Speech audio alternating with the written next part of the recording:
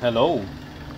Na habari ya wakati huu mtazamaji wa Electronics Devices Maintenance. Leo tuko na simu. Baada ya kumaliza kipengele kinachohusiana na matumizi au ufafanuzi mzuri wa vipimo gani unapaswa kuvifanya kwenye multimeter, leo sasa tuko na simu aina ya Infinix. Simu hii taarifa yake ni kwamba imekuja ikiwa mteja ananiambia imeingia kwenye maji. Ina siku kadhaa toka iingie kwenye maji, na akaniambia ukijaribu kuchaji inachaji, isipokuwa haiwezi kuwaka. Kwa mfano, ukijaribu kuchomeka chaja, unaweza kuona kuchomeka chaja hapa inaonekana inachaji. Sawa? Unaweza kwa ukaribu taa inaonekana inachaji, ukichomoa inatoka, ukichomeka inachaji. Lakini yote kwa yote haiwezi kuwaka. Kama unaweza kuona, ukibonyeza button ya kuwasha bado hatuwezi kupata picha. Ukirudia tena kwa press button ya kuwasha hatuwezi kupata chochote. Lakini pia hata kwa kuchomeka chaji yenyewe hivi bado hatupati chochote kama majibu ya uwakaji wa simu. Kama unaweza kuona, sasa tunachopaswa kukifanya hapa ni kuifungua na kuifuatilia ndani kujua ina shida gani. Kabla ya yote, unapaswa kujua unapotakiwa kuifungua simu kama hizi, tafuta sehemu ambako line zinafanyaje, zinachomekwa. Zingine unaweza kuanza kufungua mfuniko kawa umevunja sehemu ya line kuchomekwa. Kama unavyoweza kuona, hii ndio eneo ambalo line inachomekwa. So unatakiwa udunge kitu hapo uchome line. Naona line hana. Okay, sasa tunaweza tukaifungua. Unapaswa kuwa na tools nyingi zinazoweza kukusaidia kufanya kazi hizi, lakini pia kama hauna, basi unaweza kujua ni namna gani unavyoweza kufanya. Wengi wanatumia kucha. Mimi sio mpenzi sana wa kutumia kucha. Sometimes simu au kifaa chochote, watu wengine wana matumizi mabaya. Tunaweka mfukoni, ameweka bangi humo, anaweka mfukoni, ameweka vitu gani, vidawadawa vieleweki. So unapaswa kujiwekea umakini pia kama fundi, ili usijipatie matatizo mwenyewe. Sio nzuri sana kutumia kucha, ila ikibidi utafanya. Unaweza kuona simu tayari imefunguka, na wakati unaifungua, kabla hujaifungua kama hivi, hakikisha umehold, umebonyeza hii nini, scanner ya fingerprint. Unaibonyeza ndio ufanikiane, unaibonyeza hivi ndio ufungue nini, mfuniko, ikiwa na maana kwamba kama imeshikilia hapa isiweze kufanyaje, kuchanika, kwa sababu ina kamkanda kembamba sana. Kakichanika huwezi kuunga, huwezi kufanya chochote, unakuwa umeharibu.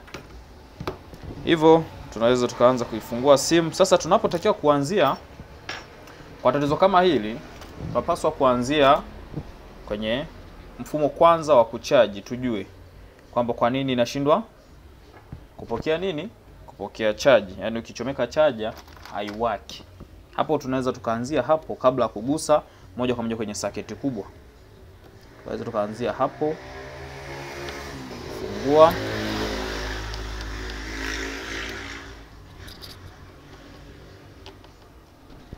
Nati zako unaweza kuziweka kwa usalama kwa kutumia nini, sumaku ndogo, ili usipoteze nati. Sababu nimekuwa nikiona simu nyingi sana zinazonifikia ni simu zinazotoka kwa mafundi wengine. Sasa nakuta sometimes hazina nati zote, sometimes zimekosa nati kadhaa. So unapaswa kulinda kifaa cha mteja kwa umakini na kwa ubora zaidi, na mteja naye atakuwa yuko humble juu yako. Okay, saketi hii hapa ukiangalia kwa macho haraka haraka, ishatoka kwa fundi pia hii. Ishatoka kwa fundi. Watu tuone kama hata huko ishafunguliwa. Yes, ishafunguliwa. Kuna nati moja hapa haipo. Hii ni simu ambayo kumbe ishatoka kwa fundi, japo mteja hajanieleza hayo mambo. Hata nati hapa hii ni rangi nyeupe, inatakiwa kuwa ndani. Okay, so hatudili na kutoka kwa fundi, tunadili na tatizo liloletwa hapa. Kwanza tuangalie huu mkanda. Je, mkanda umekaaje? Kitizama mkanda uko vizuri. Hauonekani kuwa na shida yoyote. Hauonekani kuwa na kutu wala kuachia. Connector iko sawa. Haya, Kitu tunachotokea kukifanya sasa,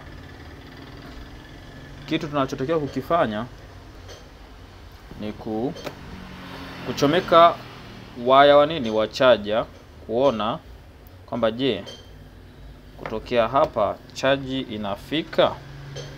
Unaona, usogezee kwa karibu ili uweze kuona. Tunatakiwa kupima hapa, sawa? Kama unaweza kuona hapa tujue, je, hapa kwenye haka ka round haka ka box ka chuma hako ukaona, na haka ka box ka chuma tena huku na ukaona, je, hapa na hapa umeme unafika?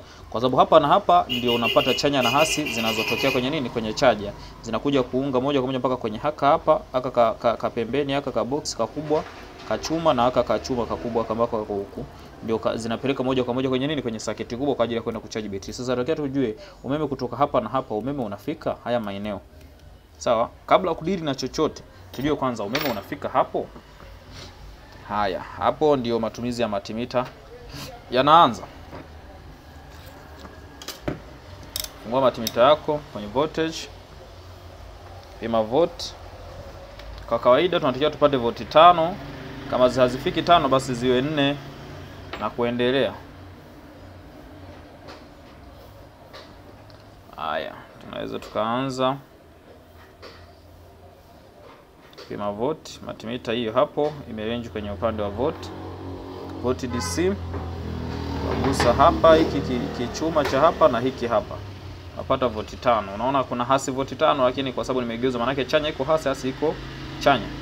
Haya, tukigeuza kuja hivi na huku tunapataje? Tunapata zile kulingana na nini, na volti 5.1 iko very clear. Maana yake mfumo wake wa kutokea hapa kwenye system charger mpaka hapa uko sawa. Vipi kutokea hapa kuja huku ambako kuna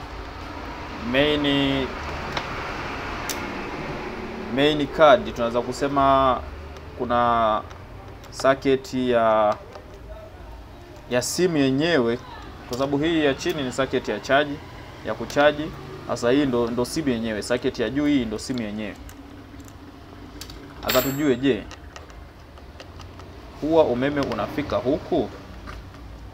Baada ya kugundua kwamba kutokea kwenye system charger umeme unafika, tangiapo kumbuka kwamba tuliona inaonesha kama ina charge ila hai display.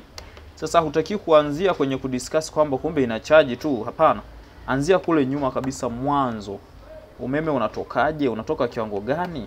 Inawezekana ikawa inaonesha kuchaji, kumbe umeme unaotoka kule ni volti 1. Lakini taa ya kuchaji ikaonekana. Kwa hiyo ikashindwa hata kuipush ile betri kupata charge. Kahisi kwamba sasa kama ina charge na haja gani ya kupima huku nyuma? Sababu ya kupima huku nyuma ni kwa sababu ya kuangalia kwamba umeme unaotokea huku juu, umeme unaotokea huku chini mpaka huku ni wa kiwango gani. Ndio hicho kitu tunapaswa kukifanya. Haya, baada ya hapo connect tena mkanda wako. Kisha connect mkanda huo. Rudia tena kuchomeka charger yako. Hakiki, je, inawaka?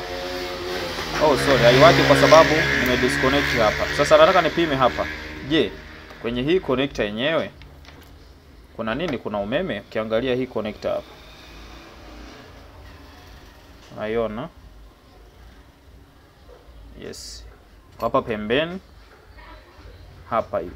Kwenye hii haka kachuma ka pembeni haka na haka kachuma ka huku. Je, kuna umeme? Kwa sababu hizo ndio njia zinazotokea kwenye nini? Kwenye system charger huku kuja kuunganisha kwenye main board, kwenye circuit kubwa. Haya. Sasa voltage DC. Yes, voltage DC. Tutakuja kupima sasa kuona tokea hapa tutapata kiwango gani cha volt. Hapo na hapa 5 zipo. Umeona? Volti 5 zipo. Timizi huu mkanda unapitisha volti 5. Haya, tu disconnect battery. Sawa? Baada hapo tu connect hii connector. Hii ni connector ambayo inahusika na kioo pia, display. Baada ya kuiconnect unaona ile taa imefanyaje? Imewaka. Haya, tupate volti zinazofika kwenye battery. Je, volti zinazofika kwenye battery ikiwa kama taa hii ya kuchaji inawaka, je, volti zinazofika kwenye battery ni volti ngapi? Jaribu kuzoom kidogo ili uweze kuona. Yes. Hapa multimeter unaiona na simu pia unaiona. Haya, voti ground unaweza kaweka kwenye chuma yote ile, hafu chanya ukaitafutia hapa. Utapata voti ngapi? Oh, sorry, hauoni. Okay. Haya, ground hafu chanya. Utapata voti ngapi? 0.6. Sawa? Lakini vipi hapa? Kuna 0.0 kwa sababu hii ni ground. Lakini je, bado inawaka ile taa ya kuchaji? Taa ya kuchaji inaonekana imezima. Yamkini ni kwa sababu huku ilichomoka. Okay, huku ilichomoka. Tunaweza kurudia. Taa ya kuchaji nafikiri unaiona huku. Nikichomoa hapa unaiona huku. Sawa? Yes, tunaweza kuangalizia hapo. Haya. Nirudie tena process ile ile kwamba taweka kwenye ground, then itakuja kwenye chanya kutafuta umeme. Kwenye chanya napata voti ngapi? Oh my god, hauone. Okay, sorry, naomba niweke kwa mbali kidogo ili uweze kuona. Yes. Vote, yes, charge iko inawaka. Ukiangalia taa huku iko inawaka. Haya, tupate vote hapa. Kuna vote 4. Vote 4 point hazieleweki, zinaruka zinacheza hazieleweki. Sawa, lakini kufikia mpaka hapa maana yake kiwango cha voti hizi sio mbaya. Kiwango cha voti hizi sio mbaya. Sasa tujue maana yake hapo kuna uwezekano mkubwa sana wa kuchaji nini? Battery. Sasa tujue battery nayo ina voti ngapi yenyewe kama yenyewe, sawa? Battery connector. Usogezee karibu kwanza uweze kuona battery connector inakaaje. Battery connector hii hapa. Sawa? Hii hapa. Kwa hivyo battery connector utaunganisha multimeter yako upande huu mmoja, sawa? Upande huu. Baada ya kuunganisha upande huu utakuja upande huu, yani maana yake multimeter yako utaichoma hapa na nyingine utachoma terminal ya kwanza huku, terminal ya pili huku, ndio upate majibu ya nini? Ya voti zitakazokuwa zinapatikana kwenye battery. Sasa tutafute voti zinazopatikana kwenye battery tujue kuna voti ngapi. Multimeter on na iko kwenye DC voltage. Haya, tupate battery ina voti ngapi. Okay. Tayari nimedunga sehemu ambayo ni ya chanya ama hasi. Then nakuja upande wa pili. Kuna voti 3. Oh my god. Maana yake battery ina charge. Kwa kawaida battery inatakiwa kufika voti 3.7, lakini kama ina voti 3.5 haijapishana mbali sana. Hebu tujaribu kuiconnect hiyo battery yenyewe, sawa? Nimechomeka umeme huku. Umeme, sawa? Afu then nije kuichomeka battery umeme nikiwa nimeuchomeka. Tuone majibu yanayojitokeza. Je, kuna matokeo yoyote? Yes. Kuna kitu kama mwanga hivi. Sijui mmeona? Umeona? Kuna mwanga umejitokeza kwa mbali. Yes, inaonekana kama inatoa mwanga fulani hivi. So what does it mean? Hii inamaanisha nini? Kwamba yes, imeanza kuchemka. Inaanza kuchemka. Mwanzo haikuwa inaonesha hivi. Sasa hivi naanza kuona kama mwanga fulani hivi. Lakini imechemka huku chini. Oho. Kumbe hili ni tatizo la kioo. Kioo kina short. Yaani circuit iko poa, circuit ya juu iko poa. Ndio maana unaona ukiingizia umeme kufika mpaka kwenye battery na iko vizuri. Na hapa inachemka kuonesha kama ime display, si ndio? Awali haikuwa inafanya hivyo, lakini baada ya kudisconnect battery na kuchomeka battery huku tukiwa tumeingiza umeme, inaonekana kufanyaje? Kuchaji. Lakini pia inachemka sana huku nyuma. Yaani inachemka kuliko maelezo. Nashindwa kuelewa hata nawezaje okay, nafikiri naweza nikakupa kitu. Wait. Kitu nachoweza kukupa, multimeter hii wakati nainunua nilipewa na tools ambazo zinaweza kupima joto. Kwa hivyo nataka tupime joto tujue hilo joto linalopatikana hapo joto kiwango gani, linapanda kwa namna gani. Tachomoa hizi ili nije kuchomeka ambazo zinanisaidia kupata joto, nijue mchemko wake unatokeaje ili uweze kuona kwamba kuna mchemko kiasi fulani unapatikana kwenye nini, kwenye kioo. Haya, terminal zenyewe hizi hapa. Terminal hizi zinachomekwa huku, afu hii haka ndo ka sensor ambako nitakagusanisha hapa kwenye kioo, utaweza kupata hicho kiasi kinachopatikana. Nyekundu, nyeusi. Sehemu ya kupima joto kwangu ni hapa. Hii ndio inaweza kupima joto. Hapa inaonyesha iko 0. Imeanza kupanda taratibu kadri ya jinsi ninavyoishika. Imeshuka, imeshuka. Inashuka na kupanda. Sasa ngoja niichomeke charger. Baada ya kuchomeka charger, si inachemka? Yes, umeona kuna mwanga fulani hivi unajitokeza kwa mbali. Wazo si uone vizuri, lakini kuna mwanga unajitokeza. Ukichunguza kwa makini, ngoja nichomoe afu uone. Nichomoe afu uone. Najaribu kukinga kidogo. Kuna kama mwanga hivi unauona. Narudia tena kuchomeka uone kama mwanga hapo na ukazungumzia. Haya, angalia kwenye kioo. Focus. Umeona? Kuna kama mwanga fulani hivi unajitokeza ila hauonekani moja kwa moja. Sawa? Sasa tupate joto. Je, kuna joto kiwango gani? Napanda 30, 32. Sawa? 32 bado inawaka kule. 33 inaendelea kupanda. Umeona? Umeona inavyopanda? Hapo inaashiria kwamba kuna kiwango cha joto kali linapatikana hapa. Ngoja niweze kushikia tu na mkono. Japo itaanza kuhesabu na za kwangu. Mchemko vipi? Mchemko bado upo na tena umekaa upande huu. Yes, hapa hivi. Maeneo haya umeona? Iko 39 sasa hivi. Inaendelea kupanda 39. Inatafuta 30, inatafuta 40. Umeona? 40 tayari. Voti zinaendelea kupanda. Hapa mimi mwenyewe mkono unaanza kuchemka hapa. Haya, nitakuthibitishia vipi? Kingine naweza kuthibitisha kama kuna joto. Manake hiyo nakusaidia wewe ambaye unaweza kuwa unatengeneza simu. Sasa inaonesha kuchaji lakini haiwaki. Kumbe na mteja ameshakueleza ilishaingia kwenye maji, si ndio? Kwa hiyo unaweza kufanya process kama hizo, kujua kwanza umeme unaoingia ni wa kiwango gani, kufikia mpaka kwenye nini? Kwenye socket yenyewe. Hapa nafanya hivi ili niweze kukuwekea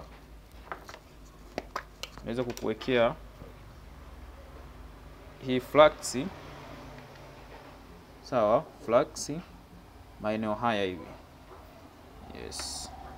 Maeneo kama hayo, then nije ni plug in charger. Afu tuone itakavyoanza kuyeyuka.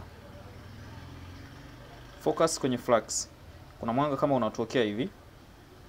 Haya, subiri tuone flux inavyoendelea kuyeyuka. Focus kwenye flux.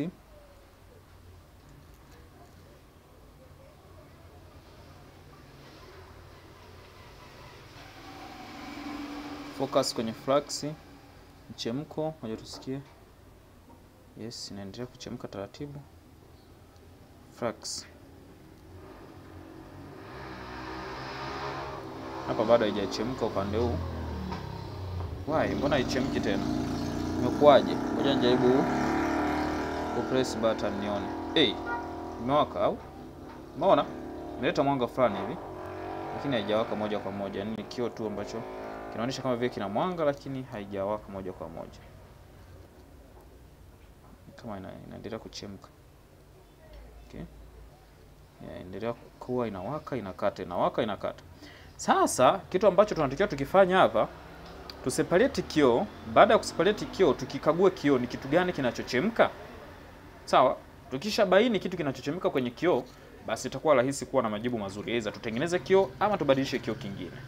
Ngoja niwashe mashine ya kuseparatea ili tuweze kufanyaje? Kuseparate pamoja. Inawezekana kuna baadhi ya watu hawakuwahi kuona process za kuseparate, basi leo utakuwa umepata nafasi ya kujua separator inafanyaje kazi. Separator machine hii hapa.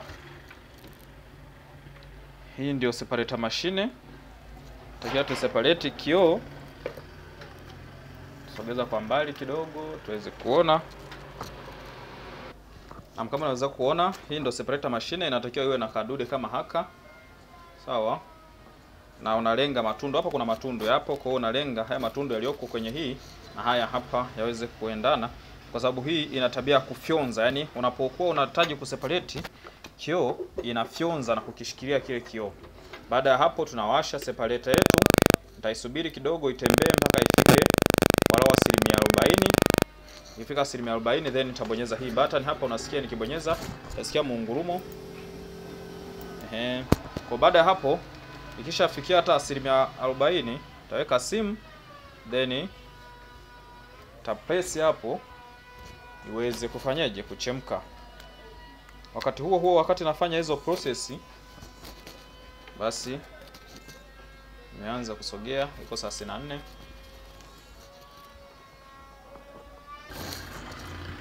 Wow, imeshafika, imeingia mpaka 50 kama unaweza kuona.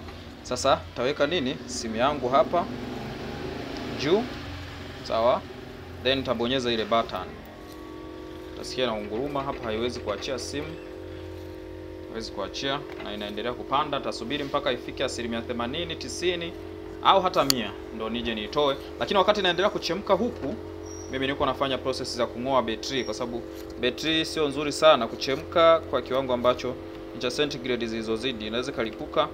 Hata wazungu wenyewe wanakuelekeza kwamba unapokuwa ukifanya process zote za matengenezo yako ya simu, hakikisha betri umeitoa isipate joto kiwango fulani ambacho wao hawakikusudii kipatikane kwenye betri. Ni kosa kubwa sana. Wakati naendelea kufanya hayo yote, nang'ang'ana pia na vitu vingine kama socket, nisiunguze kamera. Hayo yote nilipaswa kuyafanya awali, lakini nataka kuokoa muda na nisikuchoshe, maelezo yakawa mengi ukajikuta unashindwa kubaki kwenye concentration yako. Betri inaanza kuing'oa, betri tayari yenyewe imekubali. Usijaribu kuing'oa betri bila kutumia mashine, sababu unaweza ukaichana na ukiidunga, ikitokea betri ukaidunga ikatoboka, sometime inaweza hata ikalipuka. Yote hayo ni matokeo mabaya ya kufanya kitu bila process sahihi. Sawa? Nitachukua kikaratasi ambacho kinakaa kwenye protector, hivi mnavijua, kwa ajili ya kuanza kufanyaje, kuiseparate hii kioo. Nasubiri ichemke ifike walau 80% ama 100. Ngoja tuisubiri. Sasa ina 84%. Naweza nikaanza kufanyaje, kuing'oa. Hapa nasikilizia joto, inakuwa na joto kali sana, kwa hiyo inatosha. Tazima upepo wa kufyonza, nakuja nitaing'oa hapa, then nitaanza process za kuseparate. Huwa sio kazi sana, yani kuseparate ukiwa umeichemsha, yani sawa sana na kunywa maji alafu yasiyo ya baridi sana kutoka kwenye fridge. Najua watu mnapenda maji ya baridi. Anyway, sasa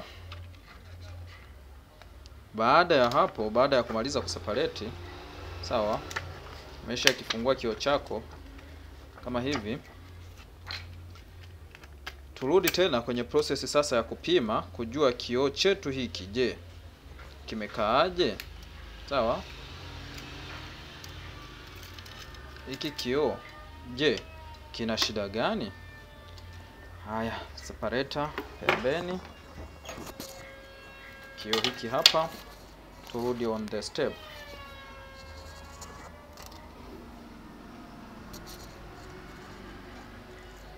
Kumbuka kwamba unapofanya hayo yote, kusudio lako kubwa ni kutaka kujua, je, kwa nini kioo kinachemka maeneo kama haya? Sawa? Na ukiangalia kuna socket kwa nyuma hapa. Socket ambayo inaweza kuiwezesha screen kufanya kazi. Sasa nitakusogezea karibu uione hii socket imekaaje.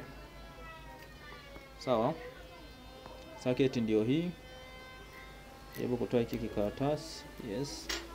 Baada ya kutoa karatasi, ukiangalia hapa kuna alama kama vile kuna ukungu fulani hivi. Haya ni maji, maana yake yaliingia humu, sasa yakatengeneza aina kama kakutu fulani hivi.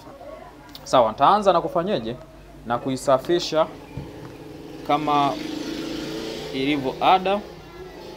Fanya kazi yako maeneo ambayo ni masafi ili uweze kuifurahia pia.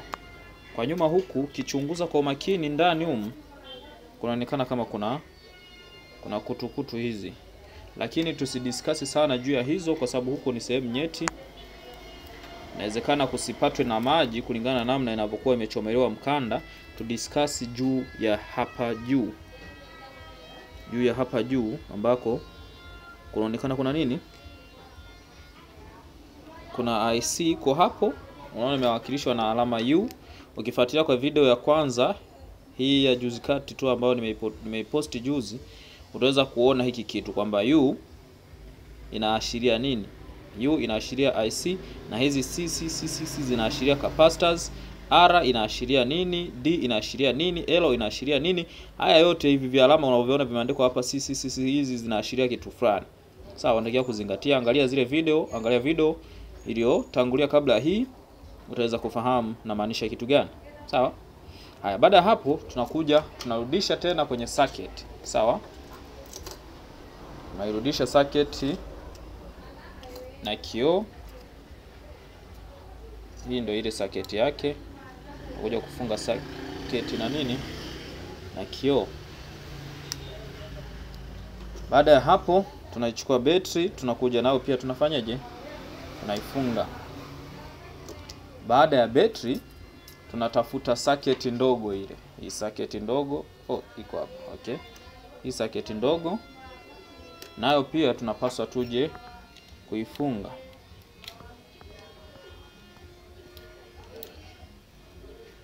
Circuit ndogo. Okay. Sijui kajaribu kufanya kitu ninachokifanya hapa, kukatakata vitu vya mteja ni kosa kubwa sana.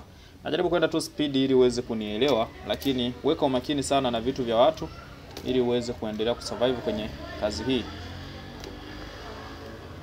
Sometime na force ili niweze kukimbia chapchapu uweze kunielewa kwa haraka. So usijaribu kufanya kama ninavyofanya kwa baadhi ya vitu. Kukata sio nzuri, unatakiwa utumie gani uchomelee kwa maana ya kung'oa kitu kwa usalama zaidi. Sawa? Haya, hapa inaonekana kama imetanuka kidogo, najaribu kuisqueeze, najaribu kuisogeza karibu ili napochomeka hiyo nani USB yangu isianze kunizingua. Japo kwa haraka nilipaswa kubadilisha system charger, lakini hiyo kazi sio niliopewa, so napaswa kufuatilia kile ambacho nimeambiwa nikifuatilie. Sometimes kujiongeza naweza kujitafutia matatizo. Haya, plugged in. Chomeka tayari system charger. No result, hakuna majibu. Haijawasha taa kule ya kuonesha kuna kuchaji. So, what is happened? Kitu gani kimetokea? Ni kitu gani kimetokea au ni kitu gani kinaenda kutokea? Hapa hakuna majibu yoyote. Labda nijaribu kuwasha nione, je, utapata matokeo gani? Sawa. Button ya kuwashia iko wapi? Button ya kuwashia hizi hapa. Okay. Press moja kati ya hizi zilizoko hapa. Huwezi kuona. Moja kati ya button zilizoko hapa. Hakuna majibu. Hizi mbili tena.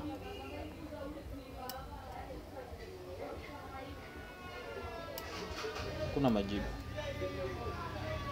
Okay, tupime voltage. Tupime kiwango cha umeme kinachoingia kutokea hapa kwenye system charger. Pate umeme unaotokea hapo kwenye system charger, tujue kuna umeme gani unaweza kupatikana hapa. Voltage DC. Baada ya hapo voltage DC, tuje tupime hii circuit kama nilivyokuelekeza awali. Gusa alama, gusa hivi vichuma vya pembeni, utapata 5 zinafika. Sawa, kama zinafika vipi tokea hapa kwenda kule? Maana nimeanza kuwaza kwamba kwa sababu squeeze hiyo system charger ndio maana ikagoma kupitisha umeme, lakini kumbe bado iko perfect, bado iko sawa. Chomeka, taa imewaka tena. Unaona? Ile taa hii hapa. Taa hii hapa. Imewaka na kioo kinaonekana kama kinatoa mwanga hivi. Ukiangalia huku huwezi kuona vizuri, lakini ukichungulia kwa pembeni humu kinaonesha mwanga. Sasa nikifumue tuone. Diusi, umeweza kuona kuna mwanga huko humu. Sawa? Kuna mwanga huko humu. Huu mwanga ngoja nizifunue hadi 3 zione. Taa ziko wapi? Taa ziko wapi? Zimezima. Okay? Mwanga ulikuwemo. So, yes. Unaweza kuona Sema mwanga umekuwa mkali sana, kitu ambacho unaweza hata usione. Kwa nijaribu kupunguza mwanga wa simu. Mwanga wa simu nimepunguza. Mwanga wa kamera. So, unaweza kuona, yes, kuna taa hizi hapa. Ziko zinakuwa zinazima, zinawaka, zinazima, zinawaka. Sawa? Huku imekata, yes, bado inaonesha. Okay, bado inaonesha lakini haipo inawaka. Sasa tujaribu kuswitch tuone. Jaribu kuswitch. Sorry kama hauwezi kuona vizuri, nimepunguza mwanga ili kuona hizi taa zitafanyaje. Zingatia hizi taa ambazo ziko hapa. Jaribu kuswitch. Tafuta button ya switch. Maybe ni hii. Bado hatujaipata. Ground na hii. Yes. Inaonekana kuwaka lakini inawaka na kukata. Umeona? Imewaka. Lakini tukiangalia huku, sawa? Huku hakuna chochote. Yaani taa zinaendelea kuwaka, sawa? Taa zinaendelea kuwaka huku. Sawa, kama unaweza kuona. Lakini huku hakuna chochote. Sasa hiyo inamaanisha nini? Hiyo maana yake ni kwamba IC ambazo zinapatikana hapa ama diodes, capacitors zilizoko hapa zina shida. Sawa? Ngoja turudi kwenye mwanga wetu wa awali. Na kweli zina shida kwa sababu kuna mchemko. Nikijaribu kusikilizia hapa napata mchemko ambao sio wa kawaida. Sawa? Yes, kuna mchemko ambao sio wa kawaida. Sasa natakiwa kufuatilia ni kitu gani chenye mchemko. Oh my god. Mchemko huo unatokea unatokea kwenye taa. Okay, taa zinachemka. Taa zinachemka kupita kiwango. Lakini hapa mchemko wake ni wa kawaida. Sasa tujaribu kudisconnect hizo taa. Tujaribu kudisconnect hizi taa tupate majibu. Yote kwa yote kumbuka maana ya kufanya hivi, nafanya hivi ili kukusaidia pia wewe unaifuatilia na kufahamu ujuzi wa matengenezo ya simu kwamba sometime kioo kinaweza kikawa na shida kikazuia hata simu nzima kuwaka hata kama umejaribu kuchomeka charger, unaona kama ina charge lakini haiwezi kuwaka. So mimi najaribu kukifuatilia kioo hiki japo kwa kawaida ilipaswa kufunga kioo kingine ili tuweze kupata majibu ya matokeo ya kuwaka. Sasa kwa kuwa sijafanikiwa kununua kioo chenyewe hiki na mteja sijamueleza, nimeamua kuitengeneza video kwanza kwa ajili yako ili niweze kupata majibu ya kwamba nacho kwenda kumueleza mteja ni kitu ambacho kina ukweli na nimejithibitishia pia kwa uhakika zaidi. Baada ya kuconnect hiyo, connect charger, tafungua kioo. Sawa? Tafungua kioo. Unapaswa kufungua kwa makini, usipokuwa makini utasababisha matatizo kwenye kioo. Haya. Nafungua kioo na kioo kinaonekana kucharge. Kama unaweza kuona hii taa kana kucharge, then nitachukua taa yangu mwenyewe, nitakimulika kioo kukagua kama kuna sehemu kunaonekana kuna nini, kuna maandishi yoyote yanayojionyesha. Ukiangalia kumbe hata kioo chenyewe kina damage kwa juu hapa.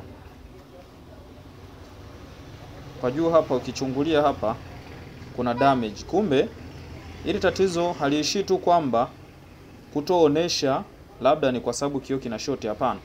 Hata kioo chenyewe kina damage juu, unaona? Kwa hivyo kilipoteza mawasiliano ya nini? Ya circuit nzima. Haya, pamoja na kwamba kina short, basi kumbe kina tatizo lingine pia ndani yake. Takiwasha. Jaribu kuwasha simu.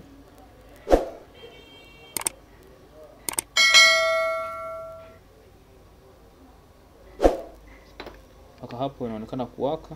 Je, ina charge? Taa yote ile, sign yote ile ya kuonesha kucharge,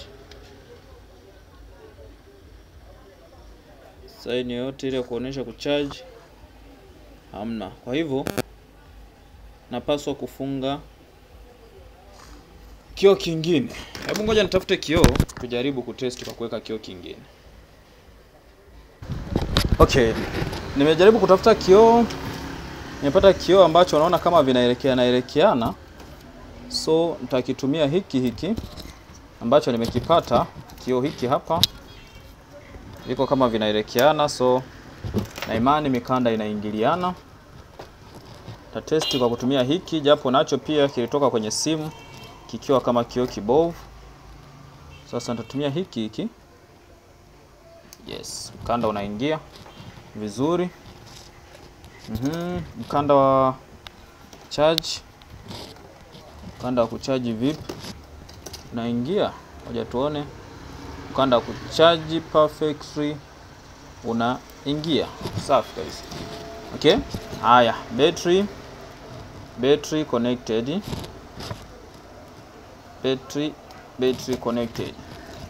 Okay, kioo kama unaweza kuona kimevunjika, ila ninachotaka kupata ni majibu tu ya display ili nijue kwamba circuit ni nzima au sio nzima. Haya, connected charger connected, charger connected, and then sign of life, and kioo kina display. Sema sijaona vizuri, nimeona kama kimeonesha kilishavunjikaga hiki kioo. So usogeze kwa karibu, iziene sign of life. Kuna kiashiria chochote cha uzima, chomua, chomeka, pate majibu. Yes, kuna display. So what is going on? Gani kinaendelea? Oh, inaonesha wow. Oh, kioo kilishavunjika sana hiki. Inaonyesha tu kimstari fulani hivi. Hakuna sign yoyote inaonekana ndani yake kuna kitu. Lakini vipi mchemko wake? Nacho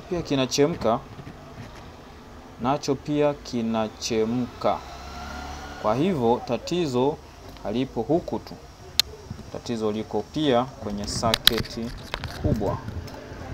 Jaribu kuisafisha kwa petroli, nione itapata majibu gani.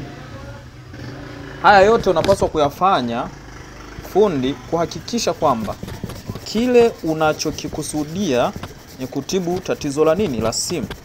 Lakini kumbuka, umeshaelezwa simu imeingia kwenye nini? Kwenye maji.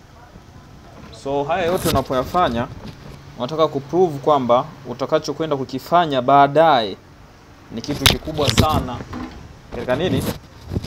Katika circuit yenyewe, kwa sababu matokeo yake, iwapo kama kioo kama hivi umefunga kioo kipya ama kioo chochote kile used ili upate majibu, alafu kioo kikakupa majibu yale ambayo unayapata kwenye kioo kingine, mchemko upo vile vile, basi kumbe tatizo linakuwa liko kwenye circuit, na maana yake IC yake inakuwa ina shida. Kama unavyoweza kuona imewaka. Sawa. Unaonesha tu mwanga, lakini sipati kuona battery ikionyesha kwamba ina charge. Hata kama kimevunjika kingeonyesha kidogo maruerue, lakini battery ikaonekana kama iko ina charge. Mchemko kinachemka the same kama kile kilichokitoa. Labda nijaribu kutafuta kingine. Naam, kioo kingine hakikuweza kupatikana. Kwa hivyo tunaweza tukafanya kitu kingine. Sawa, kitu kingine tunachoweza kukifanya ni kujua, je, circuit unapoiwasha ina mchemko? Inawezekana voltage zinatoka kisahihi. Je, ina mchemko? Mchemko wake wa asili nilioupata na kuonesha kama imeonesha. Hebu ngoja nirudie tena kwa mara nyingine kuweka kioo chake. Baada ya hapo utafanya kitu kimoja. Ukiwa na power supply. Kuna kifaa kinatumika kinaitwa power supply ya simu au power supply regulator. Hicho kifaa ni kizuri sana. Mpaka hapa naendelea kupambana namna ya kukipata, japo kinakuwa na gharama kubwa. Power supply inaweza kukusaidia kujua kwamba simu imewaka ama haijawaka, kwa sababu pale unapoingizia umeme kuna current fulani zinachukuliwa, unaona kabisa kwamba hapa simu iko nawaka. Kio nilikirudishia tena taa zake, unganisha tena hivyo, narudia tena kutesti nione ni nini naweza nikatafakari. Unapofanya haya yote, kumbuka unapaswa kuwa na fikra tofauti tofauti kwamba maybe ni hiki, maybe ni hiki. Hauwi kama una guess, ila inaonesha kwamba unajaribu kufikiria ni kitu gani cha kufanya. Hapa inawaka, taa zinawaka, ila imezima tena. Tuone kama itarudia kuwaka.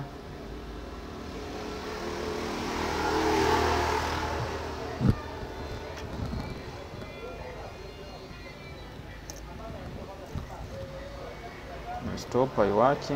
So nijaribu kuiwasha. Ngoja nijaribu kuiwasha. Inaonyesha kama ina charge tu, lakini no sign of life.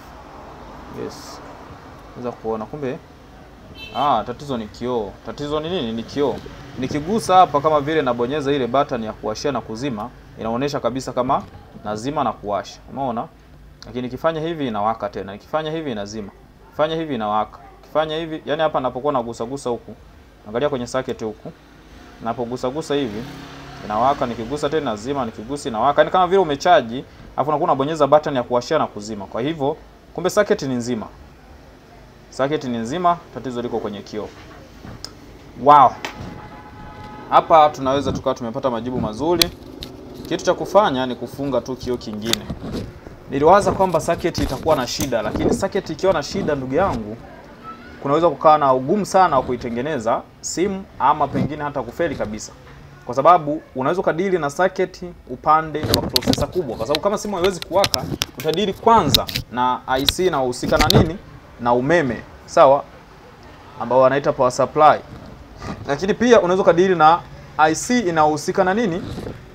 Na uoneshaji, yani process nzima ya simu, ambao ndo processor yenyewe. Lakini pia unaweza kadiri na IC inahusika na nini? Na memory card, yani taarifa za ndani za nini? Za simu. Umeona? Hapa inaonekana inaendelea kuwaka, sija connect tena kwenye nini? Kwenye charger, maana yake ni kama imewashwa. Hivyo kama unaweza kuona, socket iko sawa, ila kioo kimeshaniangusha. Sawa? Kimeshaniangusha, kwa hiyo tukiweka kioo kingine tutapata majibu. Kwa hiyo hayo ndo matokeo mazuri ya kuifuatilia simu kama hii ambayo inaonekana kama ina charge, lakini hapa tunaona hapa sasa hivi button ya taa ya kuchaja iko inawaka. Inaonekana kama ina charge lakini haionyeshi. Sasa mteja ameshakueleza imeingia kwenye maji, unafanyaje? Lazima kwanza ufuatilie vitu hivi vya umeme. Umeme unaendaje, unafika wapi, unafika mpaka wapi? Ukishabaini hayo yote, ujue sasa kwamba je, kama kuna tatizo sehemu fulani, hakikisha umeme pale unafika kiwango fulani, ndio simu unaweza kufuatilia. Kama umeme huwezi kutembea katika mpangilio sahihi, fuatilia IC zake zimekaaje. Kama IC yake ina shida, it means inapaswa itolewe, uweke IC nyingine, ama ubadilishe socket nzima kiujumla. Kwa hiyo hayo yote unapaswa kuyafanya. Iwapo kama tutakutana na simu nyingine itakayokuwa na tatizo la kufanya vitu vikubwa kama hivyo, basi tutaweza kuelezana. Asante kwa kuendelea kufuatilia Electronics Devices Maintenance. Karibu tena katika chaneli yangu, na kama haujawahi kusubscribe, basi naomba gusa alama subscribe ili wewe unapata nafasi ya kupokea video zangu kila ninapoweza kuziupload. Kama kuna kitu chochote hujakielewa, una ushauri, comment chochote kile unachojisikia, ila matusi hayaruhusiwi. Uliza, utajibiwa. Ukihitaji kujifunza matumizi ya multimeter kama video ya awali iliyotangulia kabla hii, utaweza kujua namna ya matumizi ya multimeter. Lakini pia matumizi ya blower, matumizi ya gani, kila kitu utaweza kukiona ndani ya Electronics Devices Maintenance kwa lugha rahisi Kiswahili. Thanks. Have a good day. Goodbye. Peace.